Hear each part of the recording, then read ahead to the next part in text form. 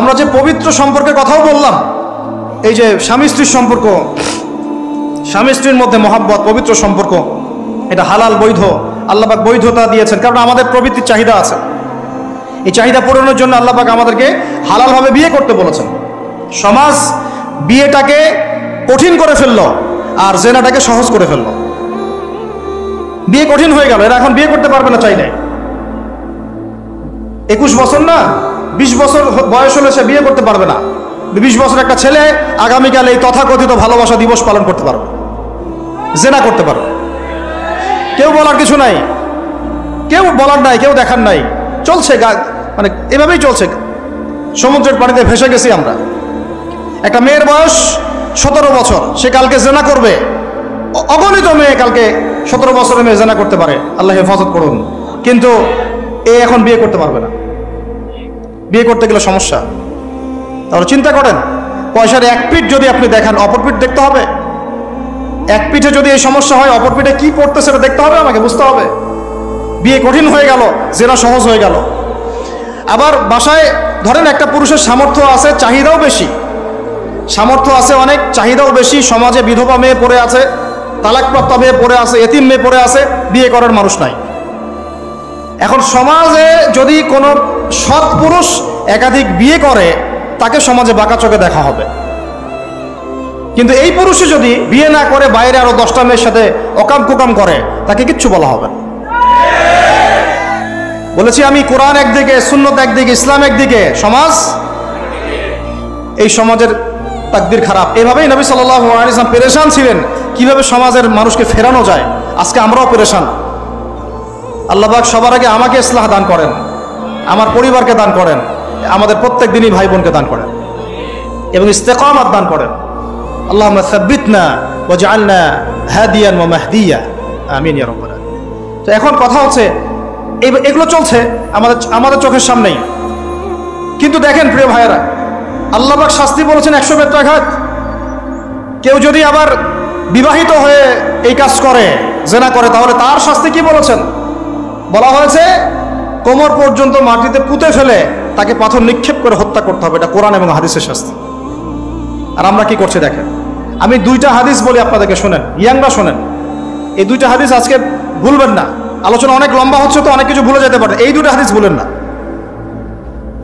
একটা হচ্ছে 3 জন ব্যক্তি একবার একটা গুহায় আটকা পড়ছে। 3 জন বন্ধু বা ভাই তার একটা গুহার মধ্যে আটকা পড়ে গেছে। ঝড় হচ্ছে, গুহার মুখটা বন্ধ হয়ে গেছে পাথর দিয়ে, বের হওয়ার কোনো জায়গা নাই। এখানে নিশ্চিত মৃত্যু, কোনো সুযোগই নাই বাঁচার। তারা অনেক চেষ্টা করে বের হতে পারলো না। শেষমেশ তারা বলছে যে আমাদের যদি কোনো নেক আমল থাকে, সে নেক আমলের ওসিলা করে আল্লাহর কাছে দোয়া করি, আল্লাহ চাইলে আজকে আমাদেরকে বাঁচাতে পারে। একজন বলছে, আল্লাহ, আমার মা ছিল, পিতামাতা ছিল, তো মাকে আমি দুধ পান না করি আমার সন্তানদেরকে কখনো খাওয়াতাম না। একদিন গিয়ে দেখি যে মা ঘুমিয়ে গেছে, আমার বাচ্চারা কান্নাকাটি করছে, তবু আমি আমার বাচ্চাকে কান্না অবস্থায় রেখেছি, মাকে খাওয়াই নাই, ওদেরকে খাওয়াই নাই। আগে মাকে খাওয়াইছে, তারপর ওদেরকে খাওয়াইছে। আজকে ঘরে ঘরে মাদের সাথে কি আচরণ দেখেন, কি একটা অবস্থা দেখেন সমাজে, কি প্রজন্ম তৈরি করেছেন। মারা এখন বৃদ্ধাশ্রমে চলে যাচ্ছে। শিক্ষিত মা, তাই না? মায়ের পায়ের নিচে আপনার জান্নাত। আর এটাও একটা ব্যাপার যে মায়েরা আবার হাজরা আলাইহিস সালামের মতো হবেন না, যে মায়েরা সারা আলাইহিস সালামের মতো হবেন না, আয়েশা খাদিজা রাদিয়াল্লাহু আনহুমা তাদের মতো হবেন না, তো আপনাদের গর্ভ থেকে তো এর চেয়ে ভালো সন্তান আশা করা যায় না। সমস্যা সব দিকেই আছে, আছে না? তো ও এই দোয়া করার সাথে সাথে একটু সরে গেল, আল্লাহর পক্ষ থেকে এই পাথরটা একটু সরে গেল, সুবহানাল্লাহ। কিন্তু বের হওয়ার জন্য এনাফ না। এরপরে আরেকজন দোয়া করছে যে আল্লাহ, আমার একজন কর্মচারী ছিল, টাকা পাইতো আমার কাছে কিছু, তো সে একদিন বেতন না নিয়ে চলে গেছে। টাকাটা দিয়ে আমি কিছু পশু কিনেছি, মানে গবাদি পশু। এই গবাদি পশু 2টা থেকে 4টা, 4টা থেকে 8টা হতে হতে অনেকগুলো হয়েছে। একদিন অনেক দিন পর সে আসছে, এসে বলছে আমার টাকা দাও। সে বলছে যে এই সবগুলো পশু তোমার, নিয়ে যাও। তুমি কি ইয়ারকি ফাজলামি করতেছো আমার সাথে? আমার টাকা আমাকে দাও। না, ইয়ারকি ফাজলামি করতেছি না, এটা তোমার টাকা দিয়ে কেনা ছিল, সবগুলো বংশবৃদ্ধি হতে হতে আজকে এই অবস্থা হচ্ছে। আল্লাহ, তোমার সন্তুষ্টির জন্য যদি এই কাজ করে থাকি, আল্লাহ আজকে আমাকে এই বিপদ থেকে বাঁচাও।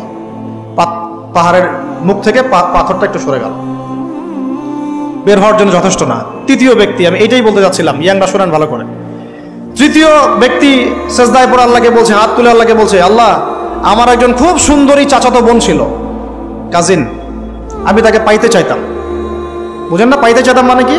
তাকে পেতে চাইতাম, অফার করতাম, সে রাজি হয় না হয় না হয় না। একদিন সে বলল যে 100 স্বর্ণমুদ্রা দিতে পারলে আমি রাজি, 100 স্বর্ণমুদ্রা দিতে পারলে আমি রাজি। এখন তো এদেরকে স্বর্ণমুদ্রাও দেওয়া লাগে না, এমনিই রাজি নাকি? জেনা করার জন্য কি এমনিই রাজি, খালি একটু। আসলে সত্যি কথা বলতে কি, একটা মেয়ে যদি চায় যে আমি আমার ইজ্জত ধরে রাখবো, কোনো ছেলের ক্ষমতা নাই সেই ইজ্জত নষ্ট করে। এটাই সত্য কথা। আমার স্ত্রী এই কথাটা খুব জোরালোভাবে আমাকে বলে, আমি যখন রাস্তায় হাঁটবো, আমি যদি চাই তাহলে কোনো ছেলে আমার কাছে ঘেঁষতে পারবে না, আমি সুযোগ দিলে তখন ঘেঁষতে পারবে। একটা মেয়ে যদি চায় যে একটা ছেলে আমার সাথে ইটিস পিটিস করুক, সে ছেলে করবেই করবে। একটা মেয়ে যদি চায় যে একটা ছেলে আমার পর্যন্ত আসতে পারবে না, আমি আমার ব্যক্তিত্ব গায়রত বজায় রাখবো, আমি ডিস্টেন্স মেনটেন করবো, আমি কোনো সুযোগ দিব না, ছেলে সুযোগ পাবে না কখনো। এত সহজ না। সর্বোচ্চ তখন কি করতে পারে, ধরে 10 জন মিলে ধরে ওকে জোর করে তার সাথে কিছু করতে পারে। ওরকম কিছু করলে তো আল্লাহর গজব নেমে আসবে। ওই যে সারা আলাইহিস সালামকে তুলে নিয়ে গিয়েছিলেন একটা বাচ্চা, মনে নেই আপনাদের? সারা আলাইহিস সালামকে একটা বাচ্চা এরকম উঠাই নিয়ে আসছে। আর সারা আলাইহিস সালাম সবচেয়ে সুন্দরী মেয়েদের একজন ছিলেন পৃথিবীর ইতিহাসে, ইব্রাহিম আলাইহিস সালামের স্ত্রী। তখন তিনি হাত বাড়াচ্ছে তার দিকে ধরার জন্যে, আর সারা আলাইহিস সালাম তখন বলছে, দাঁড়ান, আমাকে 2 রাকাত নামাজ পড়তে দেন। 2 রাকাত নামাজ পড়ে তিনি আল্লাহর কাছে হাত তুলে বলেন, আল্লাহ তুমি জানো আমি আমার সতীত্ব, আমার ইজ্জত, আমার সম্মান আমার স্বামী ছাড়া আর কারোর সামনে কখনো প্রদর্শন করি নাই। আজকে এই জালেমের হাত থেকে আল্লাহ তুমি আমাকে বাঁচাও। ওইদিকে ইব্রাহিম আলাইহিস সালামও নামাজে দাঁড়িয়ে গেছে। ওই জালেম বাচ্চা যখনই হাত বাড়ায়, হাত অবশ হয়ে যায়, মাথা ঘুরে পড়ে যায়। 3বার 4বার চেষ্টা করেছে, তারপর পারে নাই। শেষে বলেছে, তোমরা আমার কাছে কাকে নিয়ে আসছো, নিয়ে যাও এটা আমার সামনে থেকে। পরে উল্টা হাজারা আলাইহিস সালামকে হাদিয়া সহ দিয়ে পাঠিয়ে দিয়েছে। একটা মেয়ে চাইলে তার ইজ্জত সম্মান এভাবে রক্ষা করতে পারে। তোমরা জেনায় ছেলেরা লিপ্ত করেছে কারণ তোমরা চেয়েছো বলেই করতে পারছো। তুমি ফিতনা না ছড়াতা, তুমি বেহায়ের মতো বাইরে বের না হতা, তুমি তোমার চুল খোলা না রাখতা, তুমি তোমার পোশাক ঠিক রাখতা, তোমার কথা ঠিক রাখতা, তোমার কথার মধ্যে শক্তি রাখতা, মিষ্টি মিষ্টি প্রলোভন দিতা না, বাইকের পিছনে বসতা না, চটপটি ফুচকা খাইতা না, এখানে ওখানে আড্ডা মারতা না, কোনো ছেলে তোমার কাছে আসতে পারতো না। তোমরা এই কাজ করেছো, ছেলে আসতে পেরেছে। আপনারা তো কিছু হইলে ছেলেদেরকেই দোষ দেন। ছেলেরা তো এমনি আকর্ষিত হবেই। আমি একজন ছেলে হিসেবে বলতেছি এটা না তো বিষয়টা। একটা ছেলের ফিতরত এটা, যে তার কাছে সবচেয়ে সুন্দর মনে হবে একটা মেয়েকে। এটা একটা ছেলের ফিতরত, স্বভাব ধর্ম, এটা চুম্বকের মতো আকর্ষণ করবে। আর এর উপর যখন আপনি এটাকে ফ্রি অ্যাক্সেস করে দিবেন, লাইসেন্স করে দিবেন, বেপর্দায় বের হবে, গায়ের জামা কাপড়ও ঠিক নাই, হ্যাঁ, তারপর কথাবার্তা মিষ্টি মিষ্টি প্রলোভিত টানতেছে, সিডিউস করতেছে, তখন তো একটা ছেলে মিসগাইডেড হইতেই পারে, স্বাভাবিক। ছেলেরও দোষ আছে, কিন্তু অবশ্যই এখানে মেয়েরও দোষ আছে। আমরা তো অনেক সময় ঢাকা শহরে দেখি রাত 10টা 12টা বাজতেছে, আমরা মাহফিল করে যাচ্ছি, কোনোদিন বাসায় ফিরতে 1টা 2টা 3টাও বাজে। রাত 3টার সময় ছেলে মেয়ে বাইকে করে ঘুরতেছে ঢাকা শহরে। ওই মেয়েটার কি বাসায় বাবা নাই, ভাই নাই, কোনো স্বামী বা কেউ নাই, মাহরাম কেউ নাই? তো আমরা সুযোগ দিচ্ছি বলেই তো আমাদের ঘর পর্যন্ত ঢুকতে পারছে। সবার আগে মেয়েদেরকে শক্ত হইতে হবে। আর মেয়ের বাবা যারা, আমি তো নিজেও মেয়ের বাবা, আমরা বাচ্চাদের সাথে সময় কাটাই আর ভাবি যা কি যে হবে ভবিষ্যতে আল্লাহ ভালো জানেন। কিভাবে মেয়েকে মানুষ করব, কিভাবে সতীত্ব রক্ষা করবে আমাদের মেয়েরা। যতদিন পর্যন্ত এদের হাতে মোবাইল ফোন ছিল না, ইজ্জত ঠিক ছিল। মোবাইল ফোনটা যখনই ঢুকেছে, ইজ্জত নষ্ট হয়ে গেছে বহু মেয়ের। আমি এরকম জানি, বলতে চাচ্ছি না। যাই হোক, ওই জায়গায় আসেন, ওই ছেলেটা তখন 100 স্বর্ণমুদ্রা অর্জন করেছে, কষ্ট করে আর্ন করেছে। যে আপনাদেরকে বলে যে নিজের পায়ে দাঁড়াও, তারপরে তোমার সাথে রাজি। সে অনেক কষ্ট করে 100 স্বর্ণমুদ্রা অর্জন করে মেয়ের কাছে গিয়েছে। চাচাতো বোনকে বলেছে যে স্বর্ণমুদ্রা নাও, এখন বলো তুমি রাজি না। রাজি না। সে মেয়ে বলছে হ্যাঁ ঠিক আছে। তো এখন দুজনের মধ্যে যা হওয়ার তাই হচ্ছে, অ্যাডাল্ট আপনারা সবাই বুঝেন। কিন্তু এখন মূল যে কাজটা, স্বামী স্ত্রীর যে মূল মিলন, এই মিলনটা করার জন্যে সেই ছেলেটা বসছে। হাদিসের মধ্যে আসছে এভাবে, দুই পায়ের মাঝখানে বসে পড়ছে ছেলেটা, এখনই জাস্ট শুরু করবে। তখন ওই মেয়েটা বলে উঠছে যে হে আল্লাহর বান্দা, আল্লাহকে ভয় করো, আমি আমার সতীত্ব কখনো নষ্ট করি নাই, তুমি আল্লাহকে ভয় করো। এই কথাটা যখনই বলছে তখন ওই ছেলের মনের মধ্যে এমনভাবে একটা রিয়াকশন জন্ম নিয়েছে, আল্লাহর পক্ষ থেকে এমন একটা নূর আর হেদায়েত চলে আসছে, ওই অবস্থা থেকে ছেলেটা উঠে চলে গেছে এবং স্বর্ণমুদ্রাও দিয়ে দিচ্ছে যে স্বর্ণমুদ্রাও আমার দরকার নেই, যা। এবার সেই গুহার মধ্যে বন্দি অবস্থায় আল্লাহর কাছে হাত তুলে দোয়া করতেছে, আল্লাহ তুমি যদি জানো ওই কাজটা আমি তোমার সন্তুষ্টির জন্য করেছিলাম, আজকে আমাকে এই সাক্ষাৎ এই মওতের হাত থেকে বাঁচাও। সাথে সাথে এই পাহাড় পাথর সরে গেছে। এই হাদিসটা আমি এই কারণে বললাম, যদি আপনি আমি জেনা থেকে বেঁচে থাকতে পারি, ইনশাআল্লাহ তাআলা আল্লাহ পাক সাক্ষাৎ মৃত্যুর মতো এই আযাব থেকেও, বিপদ থেকেও আল্লাহ বাঁচাতে পারেন। এটা একটা হাদিস, সবাই মনে রাখবেন। দ্বিতীয় একটা বলি, এটা আমাদের সব বিবাহিতদের জন্য। আজকে তো বিবাহিতরাও অভাব নাই, আর আমি আশ্চর্য হয়ে যাই যে বিবাহিত একটা ছেলে, বিবাহিত একটা পুরুষ তার স্ত্রীকে এভাবে বেহায়ার মতো কিভাবে সবার সামনে শো করতে পারে। বিয়ে আপনি করলেন, মোহর আপনি দিলেন, সম্পদ আপনার, তার সতীত্ব আপনার, তার সম্ভ্রম আপনার, আপনি নিজে কেন ওকে এভাবে সবার সামনে উত্থাপন করতেছেন? টিকিট আপনি কাটলেন, সিনেমা সবাই দেখবে, ব্যাপারটা এরকম। কি অবস্থা! আবার কোন কোন ঘরে দেখা যায় স্বামীরা কন্ট্রোল করতে চাচ্ছে, কিন্তু মেয়ে বা স্ত্রী কন্ট্রোলে থাকতে চায় না। স্বামীকে বলো তুমি বেশি হুজুর হয়ে গেছো, বেশি বেশি হুজুর হয়ে গেছো। এই যুগে এগুলো চলে, এটা আধুনিকতার মডার্ন যুগ। এই করতে করতে আমাদের সমাজে পরকীয়া ছড়ায় পড়ছে। এখন এই পরকীয়া বলতে কি হাদিসটা কথা মাথা আসছে। আল্লাহর নবী সাল্লাল্লাহু আলাইহি ওয়াসাল্লামের একজন সাহাবী, মহিলা সাহাবী, কি সাহাবী বলেন? এরকম ঘটনা দুই একটা ঘটেছে, আমি একটা বলতেছি খালি। মদিনায় মহিলা সাহাবী কোনো একভাবে এরকম একটা অঘটন ঘটে গেছে। মানুষ তো হতে পারে, কি মানুষ তো পাপ করবে, তাই না? হতে পারে। এখন তিনি গর্ভবতী হয়ে গেছেন। নবী সাল্লাল্লাহু আলাইহি ওয়াসাল্লামের কাছে এসে বলছেন, ইয়া রাসূলুল্লাহ তাহহিরনি, আমাকে পবিত্র করেন, আমি অনেক বড় অন্যায় করে ফেলেছি। নবী সাল্লাল্লাহু আলাইহি ওয়াসাল্লাম মুখ ঘুরিয়ে নেন, মুখ ঘুরিয়ে নিয়ে বলেন যে বাসায় যাও, তওবা করো, আল্লাহ মাফ করে দিবে। নবীজি শুনতে চাচ্ছেন না, কারণ শুনলে কোর্টে মামলা আসলে তো বিচার করতে হবে। তিনি বলছেন যে বাসায় যাও, বাসায় যা মাফ, আল্লাহর কাছে ইস্তেগফার করো, আল্লাহ মাফ করে দিবেন। আবার এদিক দিয়ে ঘুরে আস, ইয়া রাসূলুল্লাহ আমাকে পবিত্র করেন, আমি অন্যায় করে ফেলেছি। এভাবে কয়েক দফার পরে নবীজি বলছেন, তুমি কি অন্যায় করেছো? এমন কোন কাজ কি তুমি করেছো? সুরমা দানিতে সুরমা নেয়ার সময় আমরা যেভাবে নেই, এরকম কোনো কাজ কি তুমি করেছো? মানে উনি শব্দটা উচ্চারণ করলেন না মুখ দিয়ে, একটা এক্সাম্পল মিসাল দিয়ে বুঝালেন, তুমি কি এরকম কোনো কাজ করেছো? অ্যাডাল্ট্রি কোনো কাজ করেছো?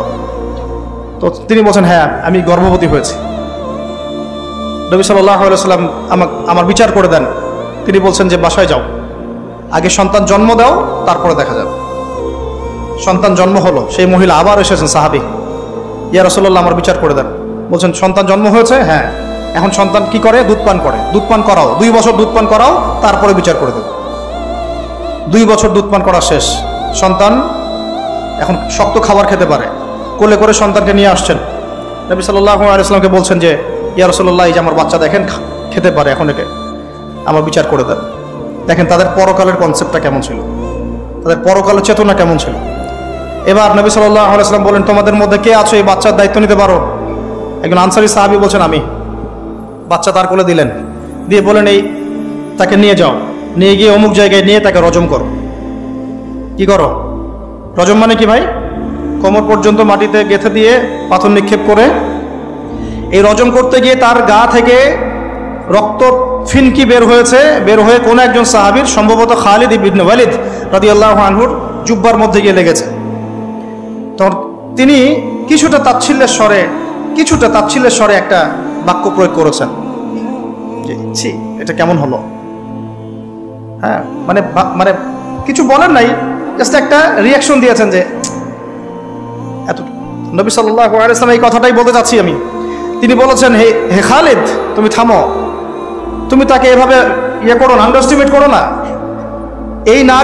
এই অপরাধ করার পরে যে পরিমাণ ইস্তেগফার করেছে, আল্লাহর কাছে তওবা করেছে, তার একার তওবা যদি মদিনাবাসীর মধ্যে ভাগ করে দেওয়া হয় তাও কম হবে। এই ঘটনা একটা ঘটেছে, আরেকজন সাহাবীর সাথে ওই ঘটনা ঘটেছে, পুরুষ সাহাবী।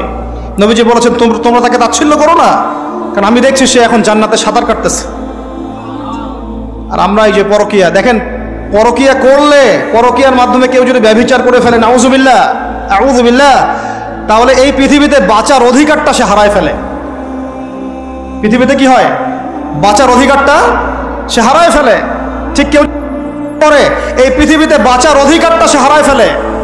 নবীজি স্ট্রেট বলেছেন ফাকতুলুল ফাইলা ওয়াল মাফউলা বিহি, যে করবে যার সাথে করা হবে দুটাকেই ফেলো। কেউ যদি ধর্ষণ করে বাঁচার অধিকারটা হারায় ফেলে। কিছু পাপ আছে যেগুলো করলে তওবা ইস্তেগফার করা যায়, আল্লাহ হয়তো মাফও করে দিবেন, কিন্তু পৃথিবীতে বাঁচার অধিকারটা মানুষ হারায় ফেলে। এইটাকে আমরা এইভাবে প্রমোট করতেছি এখন। কে এগুলো নিয়ে ফিকির করে এখন? মনে করে যেটা তো আধুনিকতা। অনেকে ওয়াইফ, একটা শব্দ আছে ওয়াইফ সুইপিং, একজনের ওয়াইফকে আরেকজনকে দিবে, ওর ওয়াইফকে সে নিবে, রাত কাটাবে, নাউযুবিল্লাহ। এটা পশ্চিমা সভ্যতা থেকে আসতেছে, জানেন? চোখ কান খোলা রাখেন। আমরা নিজের অনেক বক ধার্মিক সাজার চেষ্টা করতেছি, কিন্তু সমাজটা নষ্ট হয়ে যাচ্ছে। এটাকে সংস্কার করার দায়িত্ব আমাদের। এর উপরে তো আবার বাণিজ্য আছে, মানে এটা তো বাণিজ্যিক একটা প্ল্যাটফর্ম হয়ে গেল। যত বেশি পারো বাণিজ্য করো। এটা উপলক্ষে অমুক ছাড়, এইটা উপলক্ষে তমুক, এইটা উপলক্ষে অমুক নাটক, এটা উপলক্ষে অমুক গান, এই উপলক্ষে অমুক সিরিয়াল, এই উপলক্ষে অমুক টেলিফিল্ম। এই যে বাণিজ্য, এগুলো কিন্তু কর্পোরেট জগতে যারা থাকে, এই কর্পোরেট সেকশনে মানুষের একটা বাণিজ্য, একটা দিবসকে উৎসব কেন্দ্র করে বিশাল একটা বাণিজ্য করে আপনার ঈমান আমল কোথায় যায়? যাক, ওর পকেটে টাকা আসলেই হইল। আল্লাহ রাব্বুল আলামিন আমাদের সবাইকে এই চলমান জাহেলিয়াতগুলোর বাস্তবতা বোঝার তৌফিক দান করেন। অনেক কথা ভাই, বলতে গেলে অনেক কথা, আর একদিনের কথা বলবো। আমরা দোয়া করি আল্লাহ পাক কক্সবাজার এলাকায় এমন একটা দিনের মার্কাজ আমাদেরকে করার তৌফিক দান করেন, যেখান থেকে ইনশাআল্লাহ দিনের আলো পুরা কক্সবাজার সহ পাহাড়ি পার্বত্য এলাকা ছড়িয়ে পড়বে ইনশাআল্লাহ। সমাজ সংস্কার না করতে পারলে আমরা বাঁচতে পারবো না। আপনাদের মধ্যে যাদের সামর্থ্য আছে, কেউ জমি দিয়ে হলে সাহায্য করেন, কারো যদি সামর্থ্য থাকে অর্থ দিয়ে হেল্প করেন, কারো বুদ্ধি আছে বুদ্ধি দিয়ে, পরামর্শ দিয়ে সহযোগিতা করেন। দিনের স্বার্থে, আল্লাহর জন্য, তার রাসূলের দিনকে টিকিয়ে রাখার স্বার্থে, সমাজের জাহিলিয়াতগুলো দূর করার স্বার্থে দিনই মার্কাজগুলো প্রতিষ্ঠা করার কোনো বিকল্প নাই। অযথা একদিনের মাহফিল দিয়ে আমি আসলাম চলে গেলাম, 1 বছর আপনার সাথে আমার দেখা নাই, দিয়ে আপনি সমাজ সংস্কার করতে পারবেন না। এভাবে দিন কায়েম হয় না। ইকামতে দিন অনেক কঠিন বিষয়। প্রত্যেক দিন প্রত্যেক রাতের মেহনতের উপর দাঁড়ায় থাকবে ইনশাআল্লাহ। আল্লাহ পাক আমাদেরকে এই বেহায়া দিবসকে বর্জন করার তৌফিক দান করুন। এই পশ্চিমাদের ফাঁদ থেকে আল্লাহ আমাদেরকে বাঁচায় রাখেন। আল্লাহ রাব্বুল আলামিন আমাদের সবাইকে যেন এই জেনা, ব্যভিচার, পরকিয়া, তারপরে সুদ, মাদক, সমকামিতা, ট্রান্সজেন্ডার, এই সমস্ত ফিতনা থেকে আল্লাহ আমাদেরকে হেফাজত করেন। আমাদের এই যুবক যুবতীদেরকে আল্লাহ পাক খাস করে এই চলমানের জাহিলিয়াতগুলো থেকে হেফাজত করেন। আমি প্রত্যেক পরিবারের কর্তা সতর্ক হয়ে যান। প্রত্যেক পরিবারের যে ভাই আছেন, যে বাবা আছেন, সতর্ক হয়ে যান। আপনার পরিবারটাকে আপনি শক্ত হাতে দমন করেন, কঠোরভাবে, দেখবেন ইনশাআল্লাহ অ্যাটলিস্ট আপনার ঘরটা পবিত্র রাখেন। সবাই যার যার পরিবারের দায়িত্ব নেই, ইনশাআল্লাহ দেখবেন সমাজ ঠিক হয়ে গেছে। আমার স্ত্রীকে আমি এইসব করতে দিব না, ওর ক্ষমতা আছে করবে, করলে ওকে আমি তালাক দিয়ে রেখে দিব, শেষ, সোজা কথা। ও আমরা এইভাবেই কথা বলি বাসায়, এক কথায় চলবা, এক কথা উঠবে, এক কথায় বসবা, দ্বিতীয় কথা যেন বলতে না হয়। একদিন একটা ইস্যু নিয়ে মানে ঝগড়া তুল কালাম হয়ে গেল না। আমি রাগ কন্ট্রোল করতে পারলাম না। বলছিলাম যে হাত মোজা ভালো করে পড়তে, হাত কথা বলার সময় দেখেন, যদি আমি হাতে ভাবে উঁচু করি দেখা যায় এতটুকু। আমি বাসায় গিয়ে বলছিলাম যে হাত মোজা খুব ভালো করে এই পর্যন্ত পড়তে। এইটুক নিয়ে মনে হয় আমি 10 মিনিট ঝাড়ি দিয়েছি, মানে বকা দিয়েছি আর কি। একদম মাথা নিচু করে শুনছে, একটা কথা বলে নাই। আমি আমার পরিবারকে ঠিক করলে কেন আমার মানে স্ত্রী বাইরে যাবে, কিভাবে যাবে? আমি বলতেছি না যে সে বাইরে যাইতে পারবে না, প্রয়োজনে তার প্রয়োজন পূরণ করতে পারবে না, এমন তো না বিষয়টা। বেপর্দায় এভাবে যাবে কেন? বেপর্দায় ফিতনার মধ্যে কেন যাবে? আমার মেয়ে, আমি জন্ম দিলাম, আমি বড় করতেছি, আমি খাওয়াই, মানে আমি খাওয়াই বলতে মানে কি, আমরা উপার্জন করি, আমরাই খেতে খাওয়াই নাকি? আমরা ওসিলা না রিজিকের, আমরা কামাই রোজগার করে নিয়ে আসি। আমি খাওয়াই বলতে বুঝাচ্ছি আমরা কামাই রোজগার করে নিয়ে আসি, আমাদের ভালোবাসা দিই, মহব্বত করি, তিলে তিলে আদর মহব্বত দিয়ে বড় করি, আমার মেয়ে কেমন করে বাইরে যায়? কেমন করে বাইরে যাবে? কোন সাহসে যাবে? আমি বাবা হয়ে বেঁচে থাকতেও কিভাবে যাইতে পার? গেলে ওকে একদম খাবার বন্ধ করে দিবেন। আমার ছেলে বালেগ হয়েছে, নামাজে যাবে না কেন? যাবে না কেন? যদি না যায় আমি ওর খাওয়া বন্ধ করে দিব। শাসন করতে হবে সবসময়, কিন্তু মিষ্টি কথা চিরা ভিজে না। আল্লাহ পাক কোরআনের মধ্যে হেদায়েত দিতে উৎসাহিত করেছেন, এখানেই আবার আইনগুলো নাজিল করেছেন। মানে সবসময় মানুষকে দাওয়াত দিয়ে বুঝিয়ে সুঝিয়ে কাজ হয় না, মাঝে মাঝে পিটানো লাগে, লাগে না? শাসন লাগে না? লাগে। তো আমরা যদি আমাদের পরিবারের মেয়েদেরকে নিয়ন্ত্রণ করতে পারি, ছেলেদেরকে নিয়ন্ত্রণ করতে পারি, দেখবেন আস্তে আস্তে ইনশাআল্লাহ এটা কমে গেছে। আর যদি এভাবেই গা ছাড়া দিয়ে দেন, আমি বলেছি বেশি দিন লাগবে না, আর 10টা বছর পরে নাউজুবিল্লাহ আমরা আশ্রয় চাই আল্লাহর কাছে, এমনটা যেন না হয়। দেখবেন যে এটা এমন হারে বেড়ে গেছে যে ঘরে ঘরে সমকামিতা ঢুকে যাইতে পারে। নাউজুবিল্লাহ। এই তাদাত, এই সংখ্যা দিন দিন বাড়তেছে। আপনাদের শহরে, আপনাদের এই অনেক অনেক এই যে এখানে আমি অনেক মাহফিল করেছি, অনেকেই আমাকে চিরকুট দিয়েছিলেন যে ভাই এখানে বেড়ে যাচ্ছে, এই বিষয়ে কিছু বললেন। চিন্তা করেন, ভিতরে ভিতরে এগুলো চলতেছে, হোটেলে হোটেলে চলতেছে। আপনারা ভালো মানুষে যে বসে থাকলে হবে না। এত ভালো মানুষও তো আল্লাহ পাক বলেন নাই। আল্লাহ পাক বলেছেন সৎ কাজে আদেশ করো, অসৎ কাজে কি করো? নিষেধ করো। এবং আপনি আপনার জায়গায় আল্লাহ বিরোধী কোনো কিছুকে প্রশ্রয় দিবেন না। ব্যাস, সরকার কোথায় যায় যাক, প্রশাসন কি করে করুক, ওটা আমার দেখার দরকার নেই। আমি আমার জায়গা থেকে আল্লাহ এবং রাসূলের বিরোধী কোনো কাজ করব না। সিম্পল। এই যে ইতিহাসটা ওরা জানতো না, এই সেন্ট ভ্যালেন্টাইন্স ইতিহাসটা বলো, ওরা কি জানে? এই যে কত সালে এটা বাংলাদেশে আসছে, ওরা আসলে জানে? কে নিয়ে আসলো? দেখেন, ওটার বললামই, ওটা আনার পরে জেনা, ব্যভিচার, ফ্রি মিক্সিং, বাণিজ্য সব বেড়ে গেল। এটাকে কেন্দ্র করে কর্পোরেটরা এখন বাণিজ্য করতেছে। শুধুমাত্র এই দিবসে, শুনেন, আর এগুলো বলতে চাইনি, আমি বলতে বাধ্য হচ্ছি, শুধুমাত্র এই দিবসে কোটি কোটি টাকা বিক্রি হয়, জানেন? এটা শুধু শুধু কয়েকটা কান্ট্রির পরিসংখ্যান। সারা বিশ্বের পরিসংখ্যান দিলে তো আপনার চোখ কপালে উঠে যাবে। কি হচ্ছে আর কি হচ্ছে না। যেখানে আল্লাহ রাব্বুল আলামিন বলছেন চোখ নিচু করো, কাছেও যেও না, ওটা তো কোরআনে পড়ে থাকলোই, ওটাকে লঙ্ঘন করে জেনা হচ্ছে, ব্যভিচার হচ্ছে, অবৈধ সম্পর্ক হচ্ছে, প্রচুর ধর্ষণ হবে কালকে। আর ধর্ষণ হলে আমি বলবো শুধু ছেলেরা দায়ী না, মেয়েরাও দায়ী আছে। তোমাকে মাহরাম ছাড়া কে বের হইতে বলছে? মাহরাম ছাড়া একটা মেয়ের হজ ফরজ না। মনে করেন আপনার ঘরে একজন মহিলা আছেন যার মাহরাম নাই, তার উপর হজই ফরজ হয় নাই। মাহরাম ছাড়া যার হজই ফরজ হয় না, তাকে মাহরাম ছাড়া এভাবে হোটেলে একটা ছেলের সাথে বাইকে যেতে কে বলছে? বলেন। মাহরাম ছাড়া একটা মেয়ের সফর জায়েজ নাই, হজও জায়েজ নাই, হজ করার দরকারই নাই, সে ঘরে থাকবে, ওইটাই তার জন্য বেশি গুরুত্বপূর্ণ, ওটাই হুকুম আল্লাহ পাকের। আর সে মাহরাম ছাড়া এইভাবে এখানে ওখানে ঘুরে বেড়াবে, ছেলের সাথে আড্ডাবাজি করবে, টাঙ্কি মারবে, চটপটি ফুচকা খাবে, এরপর 4-5টা ছেলে মিলে ওকে ধর্ষণ করে দিলে সব ছেলে দোষ ওই ছেলের উপর আসবে? আমার তো মন চায় যে প্রথমে আগে এই মেয়েগুলোকে শায়েস্তা করি। হ্যাঁ, ছেলেগুলোকে তো করবোই, আগে মেয়েগুলোকে করি। শুধুমাত্র ওয়াজ নসিহত করে কাজ হবে না, সবাইকে কঠোর হতে হবে। আপনি আমাকে বলেন তো দেখি, আপনার মেয়ে কোন একটা ছেলের সাথে অবৈধ সম্পর্ক করেছে, আপনি কি এটা মেনে নেবেন? আপনারা যে কেউ হন, এখানে অনেক প্রশাসনের ভাই আছেন আমি জানি, ঊর্ধ্বতন কর্মকর্তাও আছে এখানে আমি জানি, এখানে আমার লেকচার রেকর্ড হচ্ছে এটা আমি জানি। আপনি আমাকে বলেন বা আপনার সিনিয়রদেরকে বলান এই কথাগুলো মেসেজ পৌঁছান, তাদের ঘরে যদি তাদের মেয়ে কোনো ছেলের সাথে অবৈধ সম্পর্ক করে, তারা কি মেনে নিবে? তাদের মেয়েকে যদি কেউ ধর্ষণ করে, তারা কি মেনে নিবে? আপনার ছেলেটা যদি সমকামী হয়, আপনি কি মেনে নেবেন? আপনার বাসায় যদি কালকে একটা ছেলে এসে বলে যে আপনার মেয়ে এসে বলে যে বাবা আমি ওকে ভালোবাসি, ওর সাথে বিয়ে করার আগে আমি যৌন সম্পর্ক করে ফেলছি, আপনি কি মেনে নেবেন? আপনি যদি জানতে পারেন কালকে আপনার মেয়ে গর্ভবতী হয়ে গেছে, আপনি কি মেনে নেবেন? আপনি যদি জানেন কালকে আপনার ছেলে আপনাকে এসে বলছে বাবা আমি একটা ছেলেকে নিয়ে আসছি, ও ছেলেটা আসলে বাইরে ছেলে, ভিতরে ভিতরে মেয়ে, তাই আমরা বিয়ে করে ফেলছি, আপনি কি মেনে নেবেন? তো এটা নবী সাল্লাল্লাহু আলাইহি ওয়াসাল্লামের ফিলোসফি ছিল।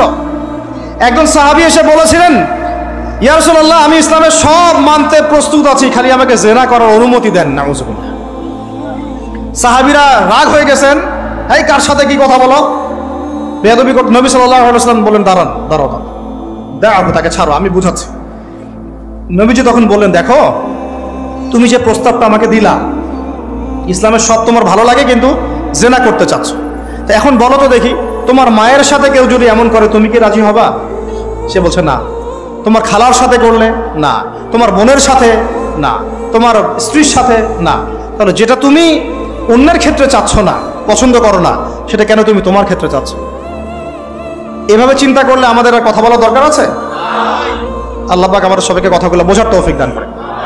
এখন শেষ করে দিচ্ছি এই পয়েন্ট থেকে। দেখেন, আমাদেরকে সবচেয়ে ভালোবাসেন আমাদের রব আল্লাহ। সত্যিকারের ভালোবাসার ডেফিনেশনটা হচ্ছে যে আপনি নিঃস্বার্থভাবে কাউকে ভালোবাসেন। আমাদের আশপাশে যারা আছে, যারা হালাল, ইভেন হালাল, আমার মা, আমার বোন, আমার বাবা, আমার স্ত্রী, আমার ছেলে, আমার মেয়ে, এদেরও যদি কখনো স্বার্থে আঘাত পড়ে, দেখবেন সেও আপনার পাশ থেকে সরে যাচ্ছে। এমন হয়নি কখনো? আপনার বন্ধু, আপনার ব্যবসার পার্টনার, আপনার বস, আপনার কলিগ, ওদের স্বার্থে আঘাত হলে ওরাও সরে যাচ্ছে পাশ থেকে, জিগরি দোষ সরে গেল পাশ থেকে, হয় না এমন? ভালোবাসা দুই প্রকার। বলেন কয় প্রকার? আমার সাথে বলেন, এখানে শেষ করে দিব 10টা মিনিট। ভালোবাসা কয় প্রকার? একটা হচ্ছে নিঃস্বার্থ ভালোবাসা। কি স্বার্থ? কোনো স্বার্থ নাই, নিঃস্বার্থভাবে ভালোবাসা। একটা হচ্ছে কোনো না কোনো স্বার্থ জড়িত আছে এমন ভালোবাসা। আপনার স্ত্রীর চাহিদাও যদি আপনি পূরণ করতে ব্যর্থ হন, দেখবেন স্ত্রীর সাথে আপনার গন্ডগোল লেগে যাচ্ছে, যদিও সে হালাল, বৈধ, তাই না? এমন হয় না অনেক সময়? আমি তো অনেকদিন বলেছি, অনেকদিন আগেও বলেছি, 5 বছর 6 বছর আগে, যে মানুষ আসলেই মানুষের অবস্থানকে মূল্যায়ন করে, ভিতর থেকে মানুষকে শুধু মূল্যায়ন করে আল্লাহ রাব্বুল আলামিন। না হলে কি হতো? এই যে এত অন্যায় আমরা করেছি, আল্লাহ পাক কি আমাদেরকে ছেড়ে দিয়েছেন, ফেলে দিয়েছেন, গজবে ধ্বংস করে দিয়েছেন? এই যে আল্লাহ পাক যে আমাদেরকে মহব্বত করেন, ভালোবাসেন, তার প্রমাণ এগুলো। আল্লাহ পাক চান যে আমরা যেন ফিরে আসি। আল্লাহ পাক বলছেন, সারা দুনিয়ার সমান গুনাহও যদি সে করে ফেলে, আসমানের সমানও গুনাহ করে ফেলে, খালি তওবা করে ফিরে আল্লাহকে বলবে, আস্তাগফিরুল্লাহাল্লাযী লা ইলাহা ইল্লা হুয়াল হাইয়ুল কাইয়্যুম ওয়া আতুবু ইলাইহি। আল্লাহ পাক বলছেন, খালেস তওবা করলে গুনাহ তো মাফ করে দিবই, আগের গুনাহগুলোকে নেকি দিয়ে পরিবর্তন করে দিব। এটা ভালোবাসা না?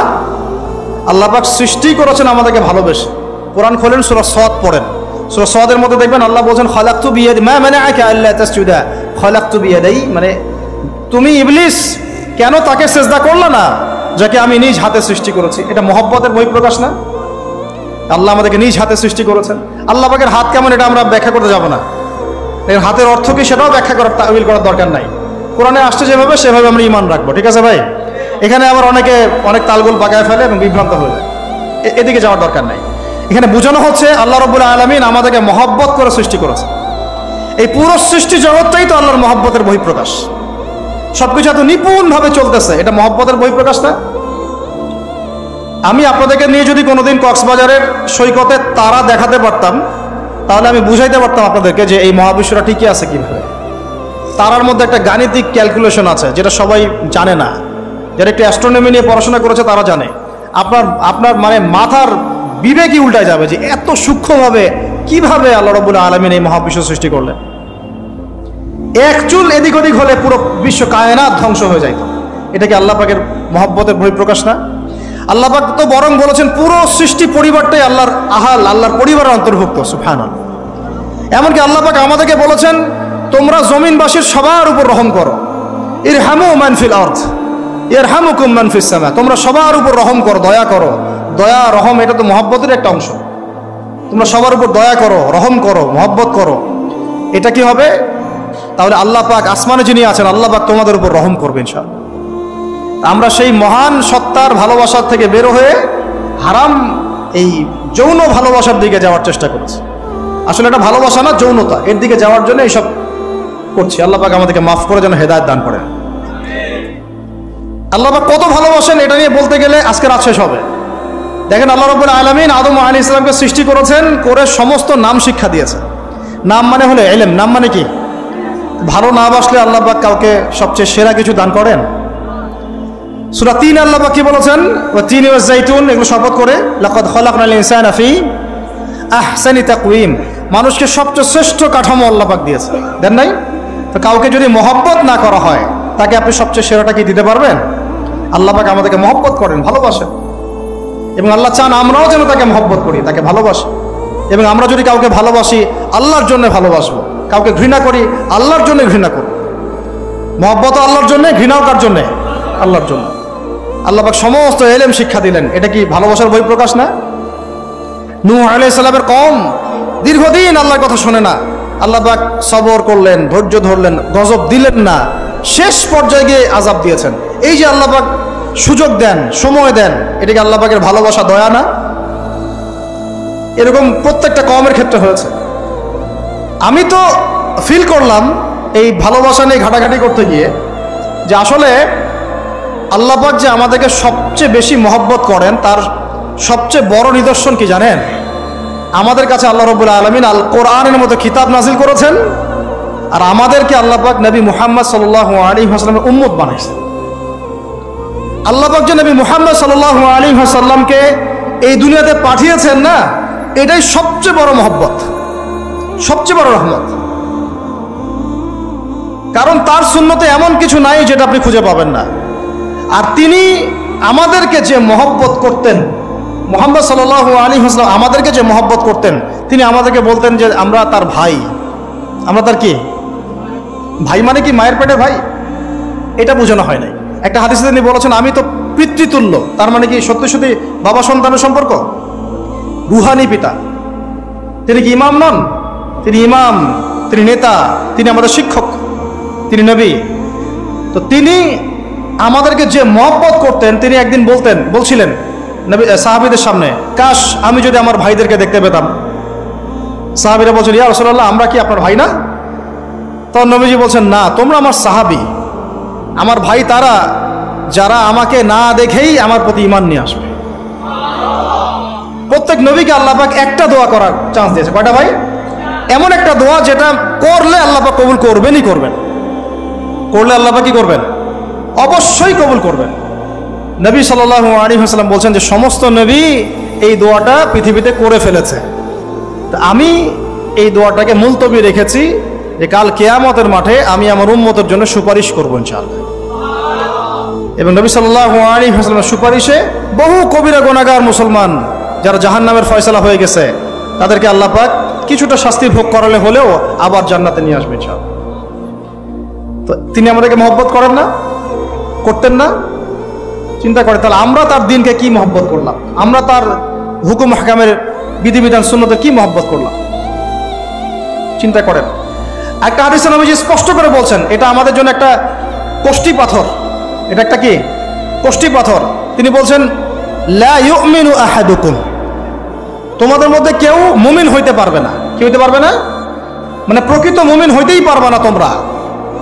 হে আমার উম্মত, তোমাদের মধ্যে কেউ প্রকৃত মুমিন হইতেই পারবে না যতক্ষণ না হাত্তা আকুনা আহাব্বা ইলাইহি মিন ওয়ালিদিহি ওয়ালাদিহি ওয়ান নাসি আজমাইন, যতক্ষণ না আমি মুহাম্মদ সাল্লাল্লাহু আলাইহি ওয়াসাল্লাম তোমাদের কাছে নিজের কি সন্তান, নিজের বাবা মা এবং সমস্ত মানব জাতির থেকে বেশি প্রিয় না হচ্ছে। হাদিসটা আবার বলি, নবীজি বলছেন কেউ ততক্ষণ পর্যন্ত প্রকৃত মুমিন হতে পারবে না যতক্ষণ না আমি মুহাম্মদ সাল্লাল্লাহু আলাইহি ওয়াসাল্লাম তার কাছে তার সন্তান, তার পিতা, এমনকি সমস্ত মানব জাতি থেকে বেশি প্রিয় না হচ্ছে। আর আমরা যারা আগামীকালকে এইটার প্রিপারেশন নিয়েছি, আসলে কি আমাদের কাছে নবী প্রিয় বেশি না আমাদের দুনিয়ার স্বার্থ বেশি প্রিয়? যারা এগুলো করবে তাদের কাছে কি সত্যি নবী প্রিয়? তাহলে তারা করতে পারতো না। যদি নবী আমাদের কাছে সবচেয়ে বেশি প্রিয় না হয়, আমরা মুমিন হতে পারছি না। আর যাদের কাছে নবী প্রিয়, তারা কখনো এমন হারাম কাজে যেতে পারবে না। যারা যাচ্ছে তারা কখনোই নবীকে ভালোবাসে না, কোশ্চিন কালেও না। শোনেন, উমর রাদিয়াল্লাহু আনহুর নাম শুনেন নাই? বললে অনেক কথা ভাই, অনেক কথা, কোনটা রেখে কোনটা বলি। উমর রাদিয়াল্লাহু আনহু একদিন এসে বলছেন, খলিফাতুল মুসলিমিন, মুসলিমদের তিনি খলিফা, জান্নাতের সুসংবাদপ্রাপ্ত 10 জন সাহাবীর একজন। জান্নাতের সার্টিফিকেট পেয়েছেন পৃথিবীতে কয়জন সাহাবী? একটা হাদিসে একসাথে 10 জন। ওই 10 জনের অন্যতম একজন, যিনি এমন শাসন ব্যবস্থা পৃথিবীতে প্রতিষ্ঠা করেছিলেন যার মতো মিসাল এখন পর্যন্ত পৃথিবীতে আর দেখা যায় নাই। একটা হাদিসে আসছে যে রাস্তা দিয়ে ওমর হাঁটে ওই রাস্তা দিয়ে শয়তান হাঁটে না। কি বুঝলেন? শয়তান যদি দেখে ওই যে ওমর, ও আর ওই যাবে না ওই রাস্তার মধ্যে। এই হচ্ছে ওমর ইবনুল খাত্তাব। আমার পরে কোনো নবী নাই, নবীজি বলছেন আমার পরে কোনো নবী নাই, লা নবিয়্যা বা'দি, আমার পরে কোনো নবী নাই। যদি হতো তাহলে ওমর হতো, যদি হতো তাহলে ওমর হতো। অন্য একটা হাদিসে আসছে আমার পরে কোনো নবী নাই, তবে তুমি আমার, এটা অন্য সাহাবী সম্পর্কে, আলী ইবনে আবি তালেব সম্পর্কে, তুমি আমার জীবনে তেমন মূসার জীবনে হারুন ছিল যেমন। এটা হচ্ছে আলী ইবনে আবি তালেব। তো এখানে কথা হচ্ছে ওমর রাদিয়াল্লাহু আনহুর মতো মানুষ নবীর কাছে এসে বলছেন সাল্লাল্লাহু আলাইহি ওয়াসাল্লাম, ইয়া রাসূলুল্লাহ ওয়াল্লাহি লা উহিব্বুক, আল্লাহর কসম করে বলছি আমি আপনাকে অনেক মহব্বত করি, ইল্লা মিন নাফসি, আমার নফসের চেয়ে বেশি না। মানে আমি আমার জানের চাইতে আপনাকে বেশি মহব্বত করি না। কথা কি বুঝতে পারতেন কি?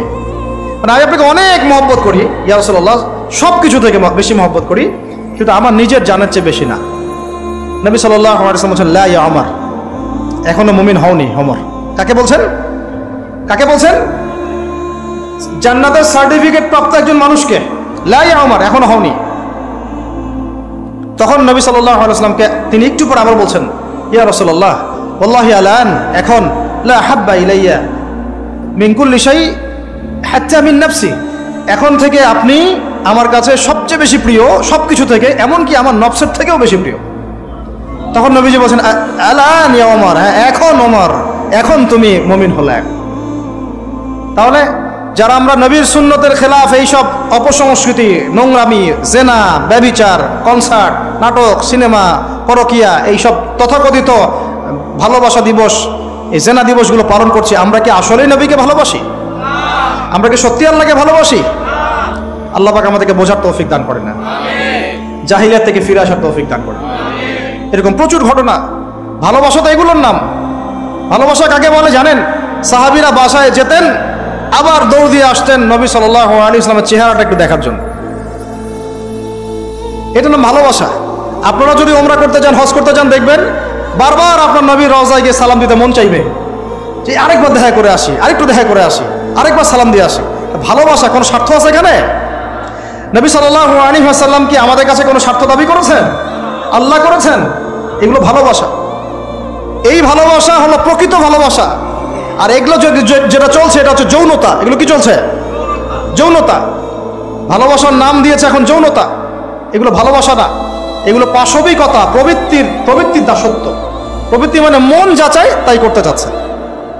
আপনার মন চাইছে একটা মেয়ের সাথে রাত কাটাবেন, এটাকে আপনি ভালোবাসা নাম দিলেন, কিন্তু এটা হচ্ছে ভালোবাসা না, এটা কি প্রবৃত্তি, পশুত্ব, দাসত্ব, পশুত্বের দাসত্ব করছেন। আল্লাহ পাক আমাদেরকে কথাগুলো বোঝার তৌফিক দান করেন। এরকম সাহাবীরা কত ত্যাগ করেছেন। তালহা রাদিয়াল্লাহু আনহুর নাম শুনেন না অনেকেই। নবী সাল্লাল্লাহু আলাইহি ওয়াসাল্লাম উহুদ যুদ্ধের দিন সংকটময় একটা অবস্থায় ছিলেন। তালহা রাদিয়াল্লাহু আনহু একা নবী সাল্লাল্লাহু আলাইহি ওয়াসাল্লামকে ঢাল হিসেবে পিঠ পেতে দিয়ে আসেন, উনার দিকে কোনো তীর যেন আসতে না পারে। শেষে দেখা গেল তার গায়ের মধ্যে 40 থেকে 50টা তরবারের আঘাত আছে, তীরের খোঁচা আছে, বর্ষার খোঁচা আছে। এই অবস্থায় তিনি নবীকে কাঁধের মধ্যে নিয়ে উহুদ পাহাড়ে উঠেছেন নবীকে সেভ করার জন্য। এটা ভালোবাসা। এটা কি? কোন স্বার্থে? কিসের স্বার্থে? দুনিয়ার স্বার্থে? জান্নাতের স্বার্থে। একজন সাহাবী বাড়ি নির্মাণ করেছেন, তো নবী সাল্লাল্লাহু আলাইহি ওয়াসাল্লাম দেখে একটু খালি, মানে হয় না, তুমি কে, কার বাড়ি এটা? বললেন আচ্ছা অমুক সাহাবীর বাড়ি। নবীজি একটু ভ্রু কুঞ্চিত করলেন, পছন্দ করলেন না, কিছু মুখে বলেন নাই, মুখে কিছু বলেন নাই, খালি একটু অসন্তুষ্ট হয়েছেন, এক্সপ্রেশন দেখতে বোঝা যাচ্ছে। তখন ওই সাহাবীকে জানানো হলো, তোমার বাসার সামন দিয়ে তো আল্লাহর নবী সেদিন হেঁটে গেলেন, তারপর আমার বাসা দেখে, তোমার বাসা দেখে আল্লাহ নবী সাল্লাল্লাহু আলাইহি ওয়াসাল্লাম একটু অসন্তুষ্টি প্রকাশ করেছিলেন, মুখে কিছু বলেন নাই, এক্সপ্রেশন ছিল একটু অসন্তুষ্টিমূলক। 3 দিনের মধ্যে সেই বাড়ি ভেঙে গুড়িয়ে দিয়েছে। যে বাসা দেখে আল্লাহ নবী সন্তুষ্ট হন না, আমি বাসা রাখবই না। ভালোবাসা কিসের জন্যে? কার জন্যে? কার স্বার্থে বলেন? আল্লাহর জন্যে, জান্নাতের জন্য, আল্লাহর স্বার্থে, আল্লাহর জন্যে। কতগুলো বলে শেষ করবো আপনাদেরকে। সাদ বিন আবি ওয়াক্কাস রাদিয়াল্লাহু আনহু উহুদ যুদ্ধের দিন এইরকম করে তীর নিক্ষেপ করছেন। আল্লাহ নবী বলছেন, ইয়া সাদ, হে সাদ, তীর ছুড়ো, তোমার জন্য আমার পিতামাতা কুরবান হোক। আশপাশে 9 জন ছিল, তার মধ্যে একজন করে শহীদ হতে শেষে দুইজন বেঁচে থাকলো, সাদ বিন আবি ওয়াক্কাস, তালহা বিন উবাইদুল্লাহ রাদিয়াল্লাহু আনহু। এগুলো তারা কেন করেছেন? ভালোবাসার জন্যে। ভালোবাসা এগুলোর নাম। কতগুলো বললে শেষ করবো আপনাদেরকে, বলেন। নবী সাল্লাল্লাহু আলাইহি ওয়াসাল্লামের কাছে একজন সাহাবী আসেন ইসলাম কবুল করতে। ইসলাম কবুল করতে এসে হাতের মধ্যে কিছু বালা আংটি থাকে না, এগুলো ছিল। এগুলো খুলে ফেলে দিয়েছেন নবী সাল্লাল্লাহু আলাইহি ওয়াসাল্লাম, খুলে ফেলে দিয়েছেন। তো একটা খুব দামি সোনার আংটি ছিল। ফেলে দেওয়ার পরে অনেকে বলছে, তুমি তো এখন মুসলিম হয়েছো, ইসলাম কবুল করেছো, তো আচ্ছা ঠিক আছে, ওইটা না হয় নবীজি পড়তে নিষেধ করেছেন, তুমি ওইটা নিয়ে বিক্রি করে দাও, বিক্রি করে না হয় ওই টাকা দিয়ে অন্য কিছু করো। তিনি বলছেন, কখনো না, আমার হাত থেকে আল্লাহ নবী খুলে একটা জিনিস ফেলে দিয়েছেন, আমি সেটা আবার নিতে যাব? কিসের জন্য এগুলা? এটা ভালোবাসা, মুহাব্বত। আল্লাহ পাক এটাই কোরআনে বলছেন যে, কুল, আপনি হে নবী আপনি বলে দিন, ইন কুনতুম তুহিব্বুন আল্লাহ, তোমরা যদি আল্লাহকে মহব্বত করেই থাকো, আল্লাহকে সত্যিকার অর্থে ভালোবেসেই থাকো, ভালোবাসার দাবি করেই থাকো, ফাত্তাবিউনি, তাহলে নবীর আনুগত্য করো, ইউহিব্বুকুমুল্লাহ, তখন আল্লাহ তোমাদেরকে ভালোবাসবেন, ওয়া ইয়াগফির লাকুম যুনুবাকুম, তোমাদের সব গুনাহ আল্লাহ মাফ করে দিবেন, আল্লাহু গফুরুর রহিম। এই হলো ভালোবাসা। ভালোবাসা মানে কি? ভালোবাসা মানে হচ্ছে আসসামু ওয়া তাআ, আমি নবী এবং আল্লাহ এবং তার রাসূলের কথা শুনবো এবং আনুগত্য করব, শুনবো, এবং এর নাম ভালোবাসা। শুনবো, আনুগত্য করবো। তাহলে আমরা কি শুনবো, কি আনুগত্য করবো? আমাদেরকে প্রথমে কোরআন পড়তে হবে, কোরআনের অনুবাদ জানতে হবে, কোরআন অনুযায়ী জীবন করতে হবে, 5 ওয়াক্ত নামাজ পড়বো ইনশাআল্লাহ, হালাল খাবো, যাকাত দিব, রমজানের সওম রাখবো, নবীর সুন্নাহ অনুযায়ী জীবনযাপন করব, এবং সুন্নাহ বিরোধী, কোরআন বিরোধী, ইসলাম বিরোধী কোনো কাজে আমি লিপ্ত হব না। এই তো ভালোবাসা। এই ভালোবাসা যদি বহিঃপ্রকাশ ঘটাতে আমরা ব্যর্থ হই, নিজেও ধ্বংস হব, পরিবারও ধ্বংস হবে, আমাদের পরের প্রজন্মও ধ্বংস হবে, সমাজও ধ্বংস হয়ে যাবে। আল্লাহ পাক আমাদেরকে বোঝার তৌফিক দান করে না। আজকের মতো এখানে শেষ করি, অনেক লম্বা আলোচনা হয়ে গেল। যদি কারো কোনো প্রশ্ন থাকে সেটা আপনারা লিখিত আকারে করতে পারেন, আমি অ্যান্সার দেওয়ার চেষ্টা করবো ইনশাআল্লাহ। রাত 12:30 বাজতেছে, তো শেষ করার আগে আমি জাস্ট 2টা মিনিট সময় নিচ্ছি। আমার সাথে সবাই বলেন, আমরা, দাঁড়ান আমি একটা বলি, একটা করে বলি, আমরা নবী সাল্লাল্লাহু আলাইহি ওয়াসাল্লামের শেখানো রাস্তার বাইরে যাব না ইনশাআল্লাহ। আমরা আল্লাহ রাব্বুল আলামিনের মহব্বত শুধু মুখে দাবি করবো এমন না, কাজে প্রমাণ করবো ইনশাআল্লাহ। আমরা তার রাসূলের মহব্বত শুধু মুখে দাবি করবো না, কাজে প্রমাণ করবো ইনশাআল্লাহ। আল্লাহ এবং তার